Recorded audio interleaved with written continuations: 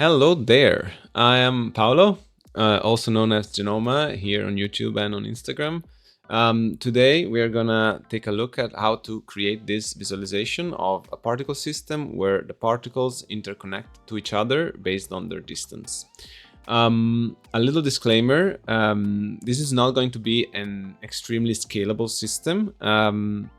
So don't expect to have like millions of particles doing exactly this. Because we are not going to use any advanced technique to calculate the distance or optimize for this kind of calculation. We are only going to use tops, which I think is pretty cool. So we're going to have some simple math and some interesting way to do things, hopefully, and that you will find interesting and useful for your own work. Let's take a quick look at the network. So we're gonna have a simple setup here that specifies the position of the particles, and actually we're gonna do this at the very end. We're gonna just start with a simple noise over here. Then here we are gonna calculate the distance between each particle. And the tricky aspect here is that each particle needs to check against each other particle. And so that's something that we need to think about and find a way to do that with tops. And we'll see how to do that. After that, after we get our distance between every particle to every other particle, we're gonna generate the connections and basically the information that we need to create the instancing of those connections. That's pretty much it. Here we're gonna instance the particles as with the most simple of the instancing setup, and then finally we're gonna render everything out. Yes. So with this, let's go and let's start this from scratch. So I want to start by creating some numbers that I will then use. So some variables or constants. I'm gonna create a constant and then immediately a null that I'm gonna rename to variables. I'm gonna view this. Here I'm gonna start by adding a number that is our resolution. So for the texture, determining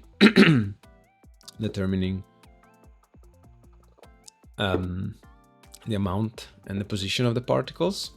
So we're gonna start with 20, and then we are gonna calculate the total. So I want to also be able to know how many particles in total do I have. So that we can just, to do that, we can just take copy this parameter, paste it here as a reference, and then go in here, click on that, calculate, take that value and multiply it by itself. So in that way, we're gonna have a total, which is 20 by 20, which is 400. So we're gonna start with 400 particles. I know that is not a very high number, but it's gonna be enough to create some pretty cool stuff. I'm gonna add a merge here, and I want to also bring in the keyboard stroke so that we can reset our feedback later. But again, as I said, we're gonna take a look at that at the very end. So just keyboard in, bring it in, and that's it. So now we're gonna have all the values that we need up here, and we should be good to go. To start, let's add a noise. This is gonna be our initial particle position. I'm gonna change this to random. Turn off monochrome, and then here we have, of course, to set it up to be 32-bit float, and we will then bring in this resolution, and we can drop it on the resolution word there to set it to both of them. That's good. One other thing that I wanted to do is to lower this offset to 0, so that the numbers are generated plus minus. So the amplitude is gonna defines in both directions where the points are generated. We can also just leave it to noise, actually. I'm just thinking about it now. let's do a 4D noise and leave that like that, and bring this down maybe, so we're gonna have some sort of noise-like values. Sorry, random-like values. Anyways, okay. So I'm gonna bring out a null so that we can add later on here. We can add our system to move the particles in a cooler way. So this is our position, and now we want to calculate the distance between each particle. And how do we do that?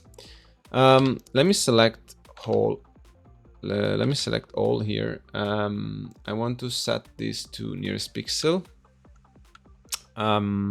Because one of the tricky things, I think I mentioned it earlier, is that now we have each of these is one particle, right?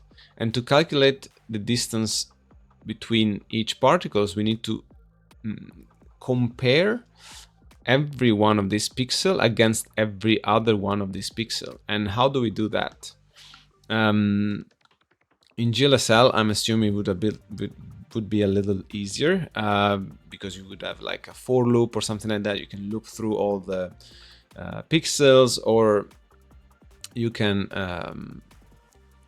use other advanced techniques to do that, but we don't want to do that. So how do we do this? I'm gonna add a transform here and a fit, and I'm pressing Option so that I can bring out a node without being chained to the same one.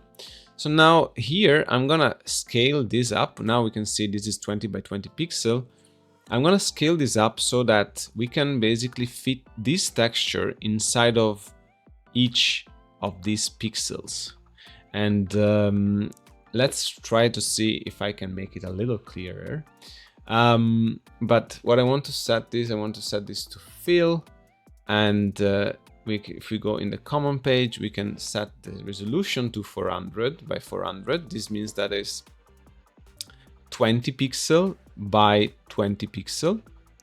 So the 20 pixel of this resolution times how many pixels there are on the width, and the same for the height. So now if I set this to nearest pixel and nearest pixel, so we have to set both of these to nearest pixel, and I go here and I activate this node, right click, display value. Now you can see that basically we still have 1 pixel sort of, but now it's made of tiny pixels, right? Or it's like there is a sub pixel to it in a way. We can then fit basically our previous texture, this one, we can fit it on top of there in a way, or you can use that space to do a check. So in that way I'm able to look at, for every pixel in my texture, compare it to this particle, and then do the same here, and then do the same here, and so on. So to do that, we then need to create another texture where this one is going to be repeated for how many particles there are, how many pixels, what it looks like a pixel here in this image. Let's try and do that. So same here. I'm gonna go to the common page, custom resolution. I'm gonna bring in this one.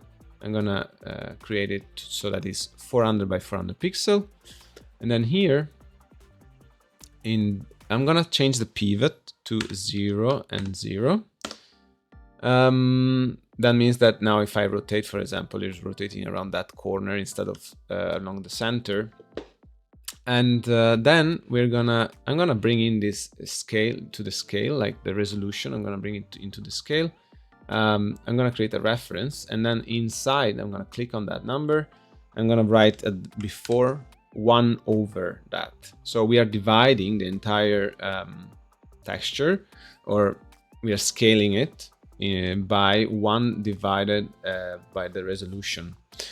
So how many times do we want to divide 1 to make it fit? Okay, we do that. We copy the same value in the second for the Y.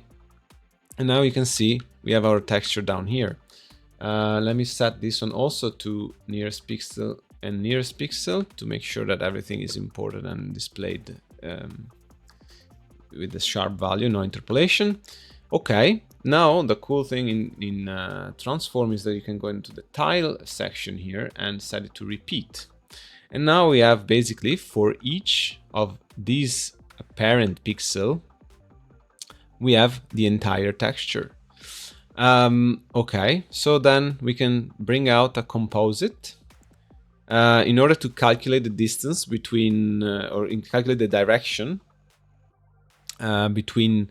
Basically what we are trying to do is, I want to look at all my particles and compare them with all the other particles, or vice versa, all my particles, compare them to all the other particles, and generate a pixel value that tells me in which direction, which is the direction between the two particles. If I had to draw a line, which direction would it go, basically. So I can bring this both these textures into a composite top. Set this to subtract, and this is the direction between the two particles. Now I did make a little sketch over here to exemplify that. Basically every RGB value is a vector, right? In this case I simplified it by doing it in 2D, but it's scalable in 3D as well. So we have one value here. So a vector is always can be represented as an arrow between the origin to a point. So let's say this is my first particle, this is its position, and this is my other particle. So what I want to do is subtract one to the other. So in this case, if I want to know what is the direction between A to B, I would take B and subtract A. So if you see, I can take A, I can subtract it, like the blue arrow over here, and then I will get this vector, which points from 0 to a position, and that is the direction from one particle to the other. You can reverse the subtraction to get the opposite direction. So where is the direction between B and A, and then by doing that you would subtract B to A from A and then get this one, which is this direction. Okay, but once we have that, we only have the direction. We of course need to calculate the distance. How long is that vector? And to do that, we're just gonna do some simple Pythagorean theorem. I think that's called. That's how it's called in English. Anyways, which is also easily scalable from 2D to 3D, and we just need to calculate the square of basically x and y. So in this case, x, y, z is RGB. So we want to calculate the square or RGB for the 3D version. Here it is, right? And then sum all those up together. So we first calculate the squares, then we sum them up together, and then we take the square root. And then we get basically the vector length. Again, I'm sure there might be a much simpler way to do this. I have no idea. I'm just having fun, and I hope you have fun too. So to do that, recapping, we need to calculate the square of the RGB values in this texture that represents the direction. We can do that by using a function top, go into the function RGB here, and set this to power input 1 to the exponent, and then the exponent value is going to be 2, and that's it. I think actually we can set this to constant and set this to 1. We don't want to have like the alpha kind of messing with us in this scenario, so I think we can leave it like that. All right, so now we have the square. We need to add those up together. We can take a math to do that, and in the math we have the possibility to combine channels. So what we want to do is just combine RGB together, sum them up, and then you can do that by adding. Set this to add, and then we have to set RGB value and then turn off the A. So here we're just selecting the one we want to look at. Okay, now we have to do the last step, which is taking the square root. And again, we can use a function and function RGB and then square root. So this is our distance, basically. Every pixel representing the distance between every particle. So between each particle to every other particle. Okay. Now, I want to just create a null. I'm gonna create, call it distance between particles. And we are good. All right. Then we want to understand, when should the particle connect to the other particles? And to do that, we can basically say, well, how much is that distance? We can set a threshold that says, okay, if it is below or above this, do something. So in this case, I can set this, I'm gonna bring in a threshold, set it to greater than, and then if I lower this number, and we will see what this is actually, but if this is, sorry, actually maybe it's less. No, it's greater. Sorry about that. Okay.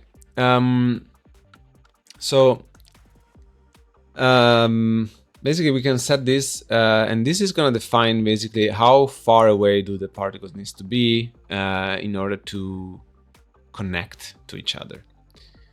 It's going to become easier when we actually start visualize some stuff, and maybe we should soon. But before that, one thing that we can optimize for is that we can reduce the amount of checks and therefore also the amount of instancing that we are making by a little trick, which is basically creating another of these thresholds.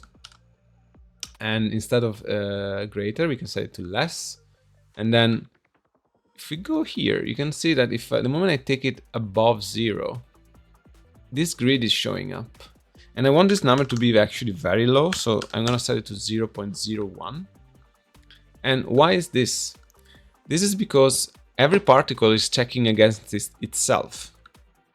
And that means that we don't need to do that. We don't need to show also a connection. Like there is no point in creating a connection between the same particle, right? So yeah, so with this we can use it to mask out all those values that we don't need. So I'm gonna take a composite and multiply this. So each pixel here, and again, oh, sorry about that. Each pixel here, every black pixel that seems black is actually transparent. So that if you use that in multiply, we're gonna multiply out or remove those particles from this. So now here I have all the particles that are close enough to be connected to something. Okay, I'm gonna also select all again. Every now and then it's good to do this. I'm gonna set everything to nearest pixel and nearest pixel. Okay. So let's create the particles. I'm gonna use boxes in this case. I'm gonna add a transform, and I'm gonna add null as usual, geometry, and then I'm gonna go into the instance tab, turn instancing on. Now what do we want to use here to show the particles? Actually, we don't need any of this because this is so many more particles than we need. It's 400 by 400, but they're just the repetition of the same particles, right? And by the way, this you would not use this for instancing, but I'm just saying, yeah. For example, this one, there is no point because we would be instancing 20 times, no more than 400 times the same particle in the same location. There is no point. So I can take from here, which is our original position. I can take out the position. I can call it position and use this for the instancing here. So I'm gonna move it here and then RG and B. And of course we want to reduce the size, so we can just do 0.01 for now. I want to render this out, of course. So let's put it up here because we're gonna have another setup up there. We need a camera and a light. So camera and light. Okay, I'm gonna take this out, transform to give it a black background. Here I'm gonna set this to parent dot width and parent dot height. My project is set up so that I have a vertical layout. So you would probably have a horizontal layout. If you want to change that, you can right click on project up here, go to parameters, and then set this width and height to the size that you want. Also, the look is looking at the out one. So if I want to, for example, create another panel section here and set it to panel, it's not going to show the outcome unless I put an out here. So now I'm looking at what the render is doing. All right, I want to maybe go a bit closer with the camera so we can see what's happening, and then move the light a little bit. I will just set up the light right now, so we don't have to worry about that later. So usually I just take the light, go a little closer. In the light section, no, we don't do anything. In the shadow, we turn on soft shadow. I'm going to multiply this by 3, so we have a bigger shadow map. It's going to give better effects. But for now, that's not going to make a big difference anyways. So those are our particles. Now we have determined which particles needs to be connected to each other. So I need to then start setting up the instancing for the connections.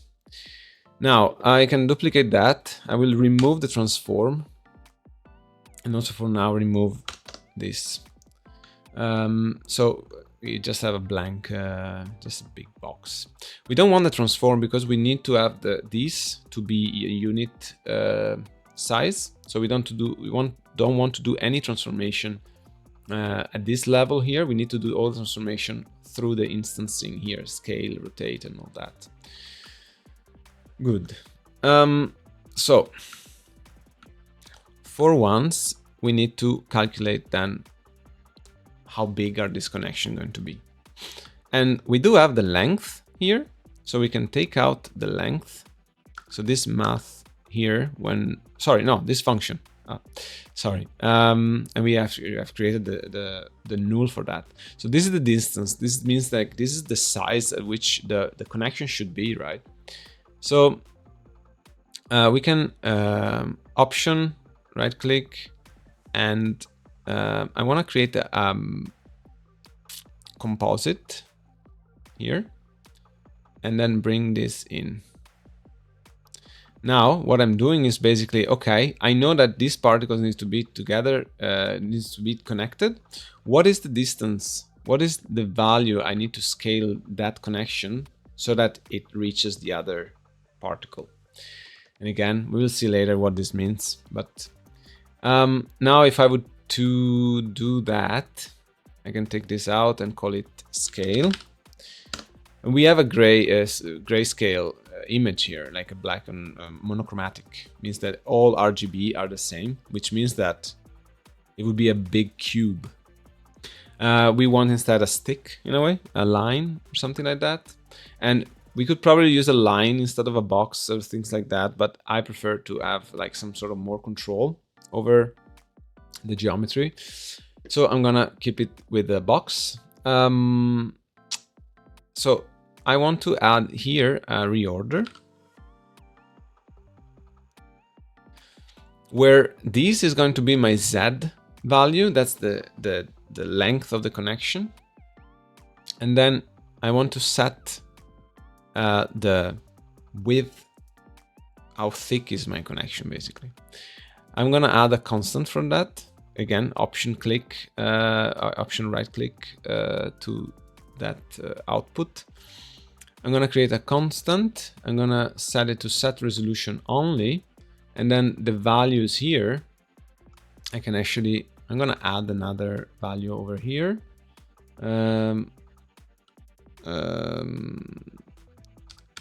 Connection thickness, and I'm gonna set this to 0.01 for now. Okay, so I'm gonna take that and apply it to this, and then I'm gonna drag this here. So in the reorder now I can say, okay, I want the red and green channel to be taken by the second input, and then the first input is gonna be my blue, and now we can see there is a slight hue, blue hue to the image, which means that the Z value is bigger than the RG value. I can drag this in here and drop it into the scale operator, and then set it to R, G, and B. So now you saw something happen. The frame rate dropped dramatically, and that's because, well, we're probably using the same for this value, so it's using the same values here for that, and we are not telling to use the alpha channel to decide whether or not the particle is active. So if I set this, if it allows me, it doesn't allow me. Okay, so yeah, there is some problem there, so let's fix that immediately. So these are our particles that needs to be displayed. I'm gonna take out again another composite. Now I'm gonna take my particles from here, right? These are the particles I multiplied, and because we keep using at this level, we keep using that kind of setup for the texture, we need to use that as a reference. And we're gonna mask out all the particles that we don't need. Or, sorry, no, I can't see that, okay. I'm gonna take this and mask it, and then take this out, connection, position,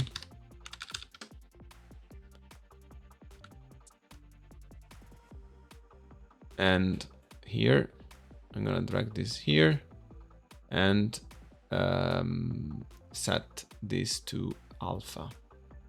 Okay, so we're back at about 60 frames per second. If I go over here and I take my camera for a spin, I can see now we have something happening. For each particle there is something, but of course those connections are not directed in the correct direction. So how do we fix that? Well, we do already have our direction. We said that earlier, right? We are calculating it here. So if I take this and again take it out as a null over here, and I call this, I'm gonna just call this connection scale and rename the references. Connections orientation.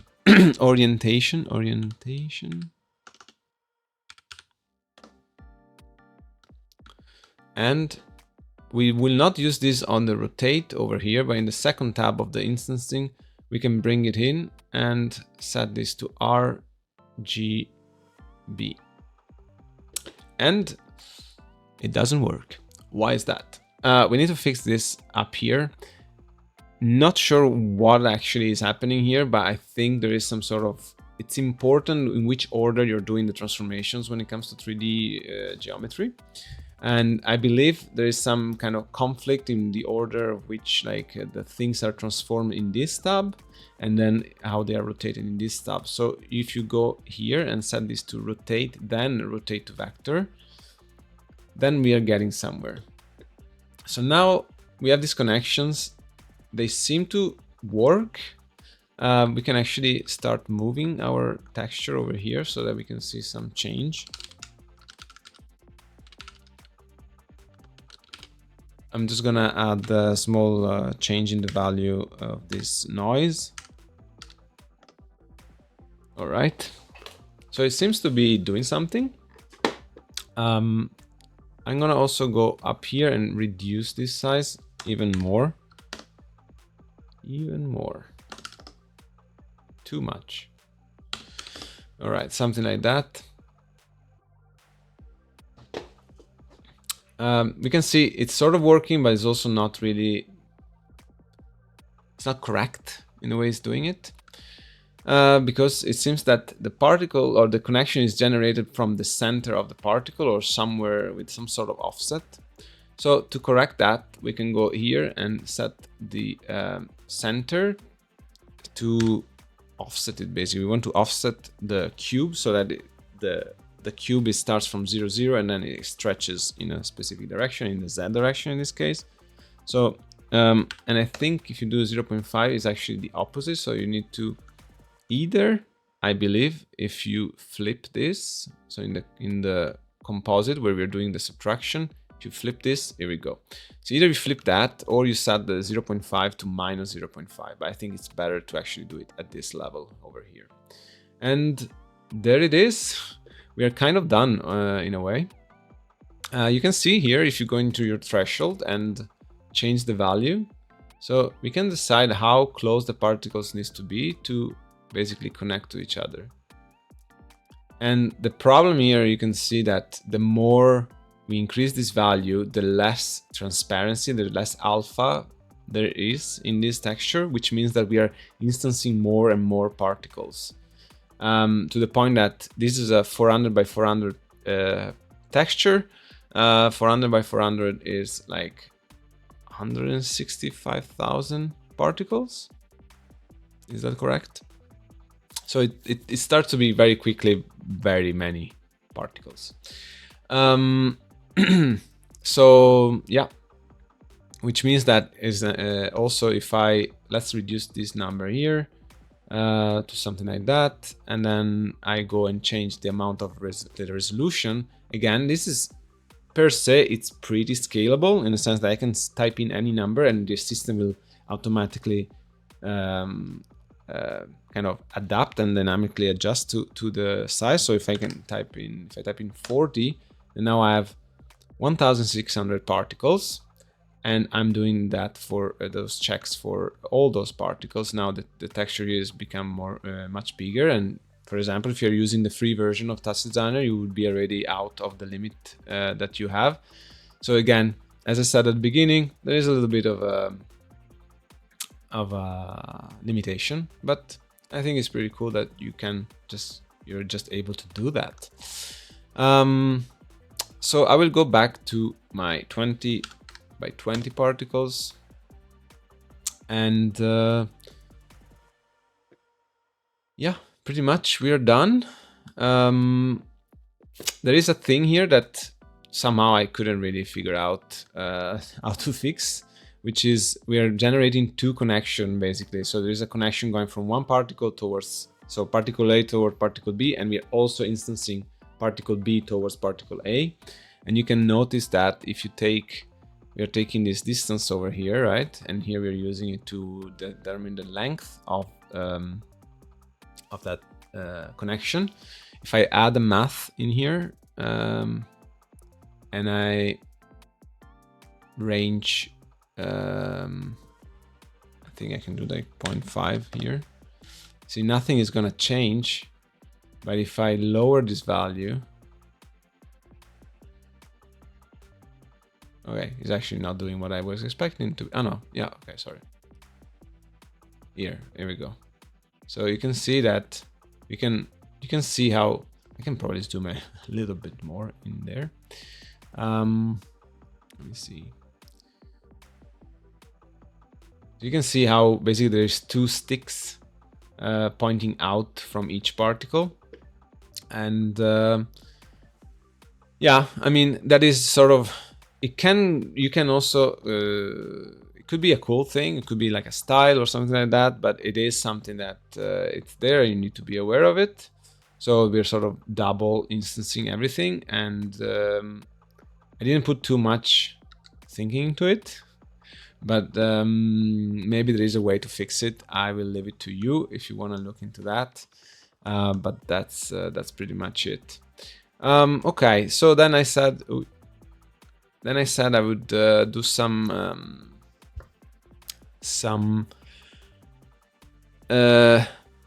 setup at the beginning to kind of make it a little bit more interesting. We can start and do that. I'm gonna first of all slow this down quite a bit. I also want to add some extra things to this particle system actually before we move forward. So I want to add a scale and maybe a rotation. For the scale, I'm gonna add a noise, which I will set to only noise, a random, and then we can just take that, bring it into the scale, R, G, and B, and now we can control the scale of the particles with this. Okay, then I will do the same thing here, insert noise. For the rotation, I will set also this to only noise. I will set it to color noise. I usually just drag this to 0 and then type 180 over here. So we're generating a value between 180 and minus 180. So we're kind of allowing the particle to rotate fully on the 3 axes. And then drag this in as well. I made a mistake. Oh no, yeah. Okay. Rotation. Yes. And then drag, bring in the value R, G, and B, and maybe also add some animation to this.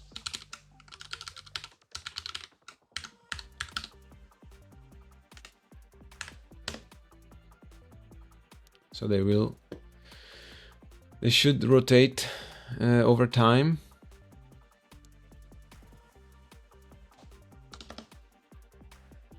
Yeah, perfect. Good.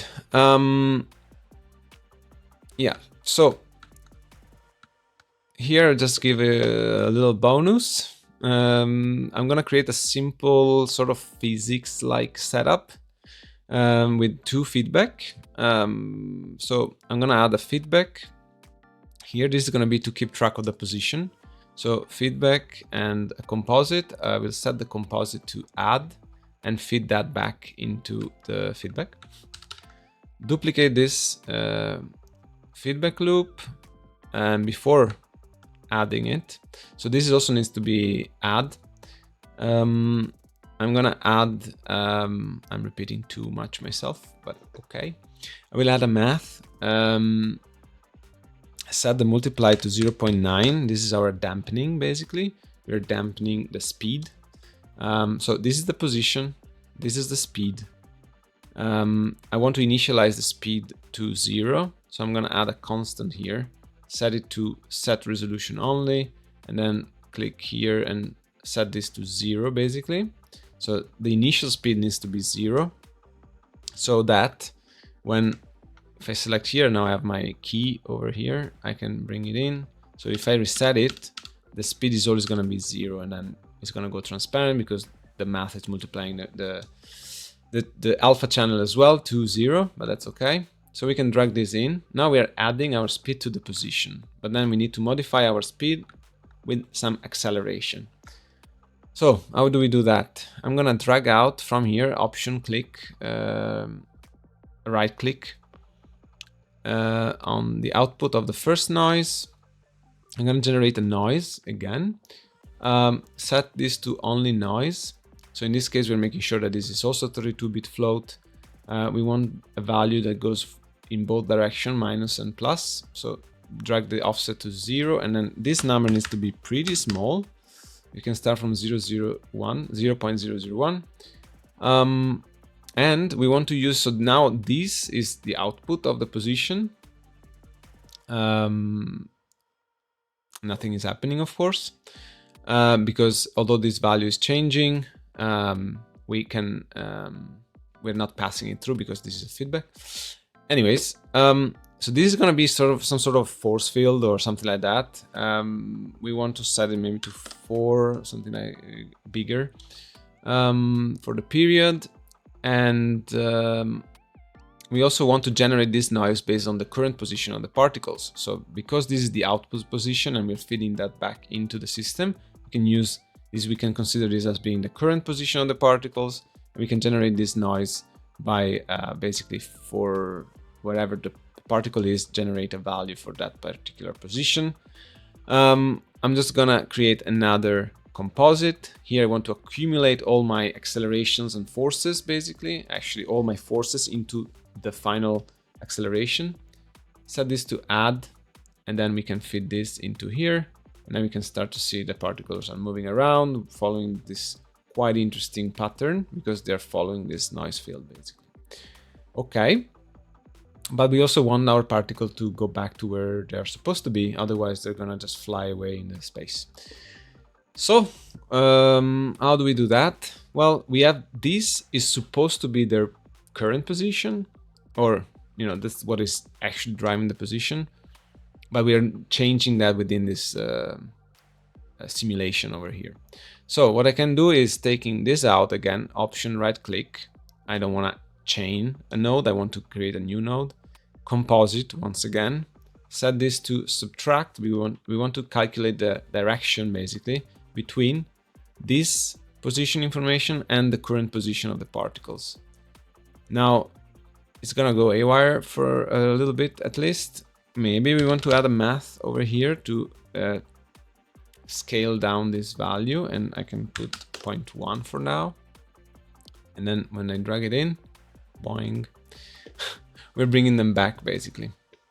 And they have this kind of bouncy effect.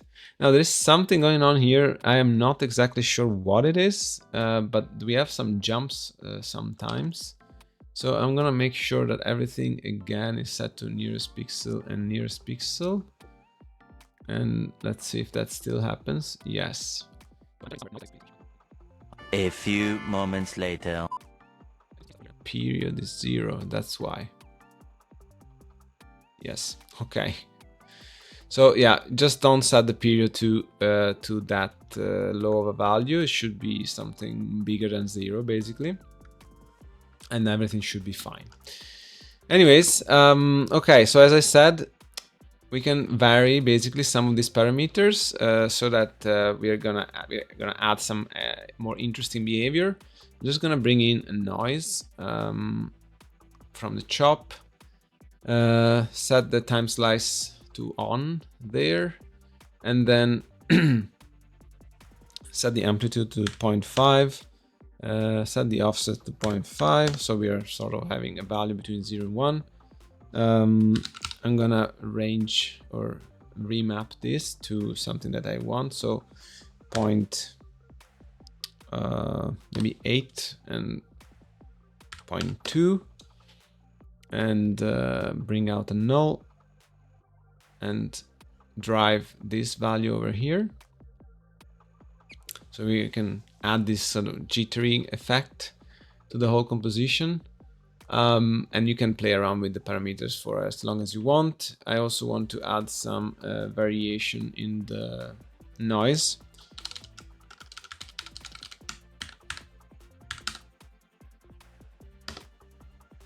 Okay, so that pulse is always a little different. We can set the strength of this to something a bit stronger, but as you can see, it's gonna create some weird effects there. So I also want to maybe limit or scale down the overall strength of the acceleration. So here we're gonna add another math and multiply that times I don't know, 0.4 or something like that. So now things are a bit more under control. And then you can start playing with the threshold, again, how much you want it.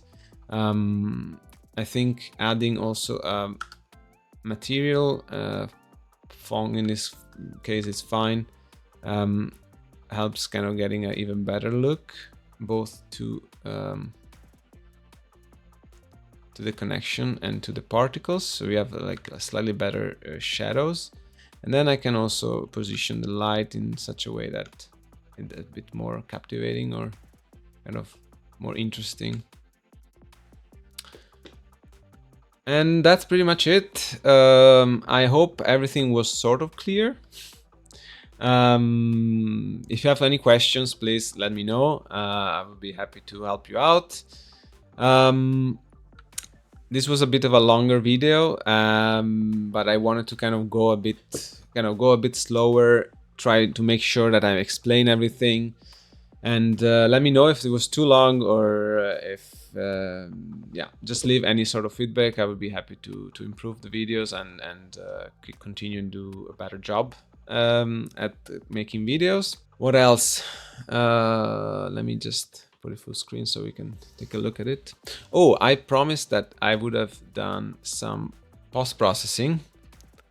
So it's nothing really crazy that I usually do, but you might have seen it earlier. I have created this little preset over here, lens distortion, which is basically adding some sort of color aberration, a chromatic aberration to the edges of the image, and you can set how much blur you want and also the radius of it. It's a very simple setup. I can probably make it available for you if you are interested in it, in the description or something like that. And also I think it's always nice to add a little bit of a noise. And to do that, you just add a noise in the network there and bring the period down to 0. Bring the offset down as well, and make sure that this is set to add.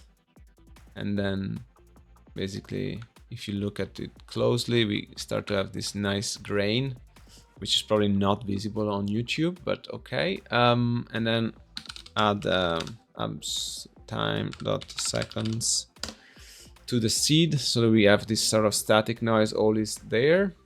Something cool with this add method is that you can use this one to increase the strength, and then you can get to the point where you have like yeah, some pretty cool effects. Super simple, but very efficient. It adds an extra layer of detail and this kind of analog feeling to it, which I really appreciate. Anyways, that was it. Thank you for watching. And yeah, if you have any question, let me know. Of course, remember to subscribe. That would definitely help. And like this video if you like it, comment, and I'll see you in the next time. I'll see you. Bye.